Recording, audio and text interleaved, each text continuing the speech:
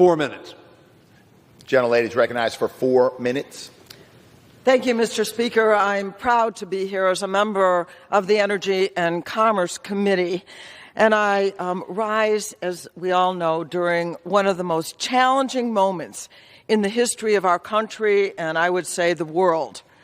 Americans are hurting and families are suffering. The calls that are coming to my office, and I'm sure yours too, are just heartbreaking.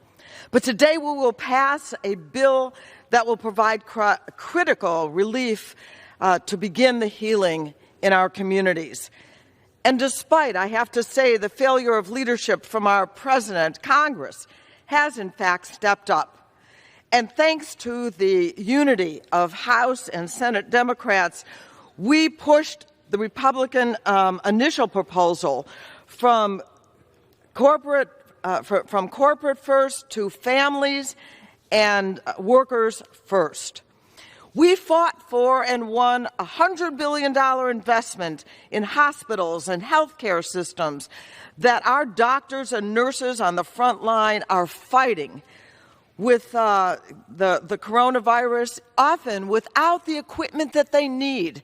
And I implore the President to fully invoke the Defense Production Act so that our frontline workers will have the protective gear that they need and right now are not getting. The CARES Act will also provide double the unemployment insurance benefits that Republicans initially proposed. That this will help countless restaurant workers and small business employees who call my office and say, we need help. Thanks to Democrats, the small business owners in my district will now be able to make payroll with their mortgages and utility costs eligible for Small Business Administration loan forgiveness. And sadly, this bill isn't all that it could be. I am deeply disturbed that my Republican colleagues are trying to exclude local Planned Parenthood clinics from this small business financing, and especially since they are these clinics are helping people every single day to be able to get the health care they need. And I'm also really disappointed that they took this opportunity to irrelevantly add to this the Hyde Amendment. I want to especially take the time to thank the people that are working today. And I'm glad to be here among you doing just that.